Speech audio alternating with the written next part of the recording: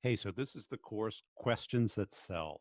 So the first question is why questions? Why? Because they're so powerful, they're so easy, and they're kind of counterintuitive, meaning that we have to prepare our questions. We think that in sales, we should be doing the talking. Instead, what we should be doing is the asking. And why I love questions is because anyone can do them. Once you have great, well designed, well timed, appropriate questions, the sales process turns into a natural flow and it expedites the process. Instead of you wondering where you are in the process, you can understand exactly where you are in the process and control the direction, because questions are really the only way we have mind control over somebody else, where we can get them to focus on what we want them to focus on and have us understand what they're thinking and why, and to get them to focus on the results, the outcome, the thing that we want them to focus on. And this is the most insanely powerful part of sales. Very few people teach well designed questions, well timed questions. They will give you a handful of them, we'll remember a couple of them, but we're not really thinking through of them. And that's what this course is about. And I'm going to do it with several different people under several different conditions, types of meetings, types of industries, types of situations, so that I can help you design the the 6 to 9 to maybe 12 questions for sales call that will get you the results that you want really fast. So this is what we're going to do. We're going to get you to be able to understand what's going on in someone else's mind, get them to focus on the problem that we solve. And questions become the easy button, the accelerator on this. And I have learned over the years that coming up with the best elevator pitch, the best presentation, the best demo is all good. But unless you can really elicit the problem that you solve and get people to focus on the implication, the impact, and the associations that have to do with not solving that problem, they are going to get into trouble. They are going to have problems. And if you can't get them to do that, they don't care. They don't want to focus on their problem. Naturally, they're going to focus on, I'm comfortable right now. I do not need to make any change. I'll put this on the nice to have list instead of the must have list, and I will move on. Meanwhile, what control do we have over them? We keep coming back and saying, well, maybe I should have talked about this or talked about that.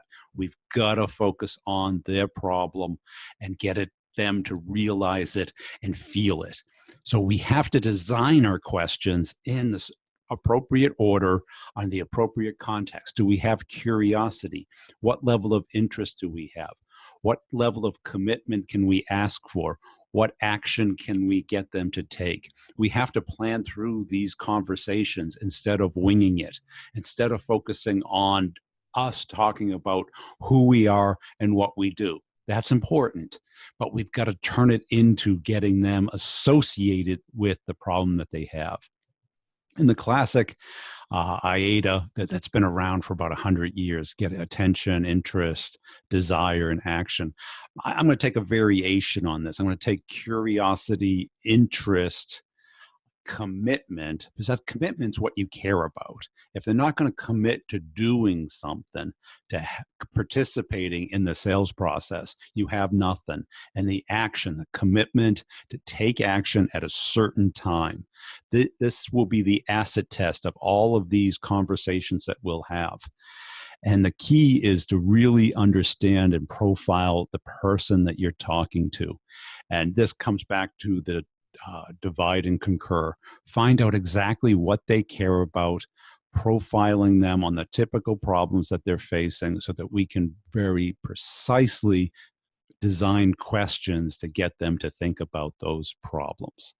So the course is going to be both online and community, but no office hours. What I'm going to do is one-on-ones and go deep into understanding, do you understand the problem that you solve? Not what you do or how you do it, the industry you're in, your company name, how long you've been around, where your home office is, product names.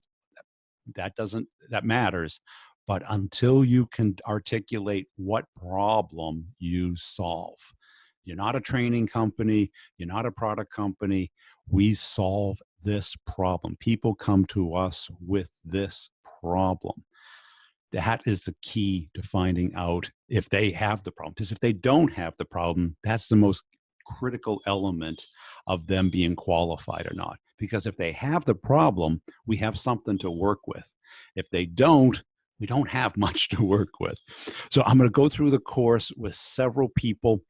In beta, what I'm going to be doing is taking one-on-ones, but I'm going to ask people to make sure they understand the problem that they have, go through a exercise of coming up with 3 questions at each stage to, create curiosity, to build interest, to gain commitment, and to commit to action. Those are the 3 levels of every sales conversation. And if you don't have them, which most people don't, you really didn't accomplish much. You might have had a nice conversation, you might have exchanged information, but you didn't accomplish anything. So this is the introduction, and I hope you'll enjoy the course.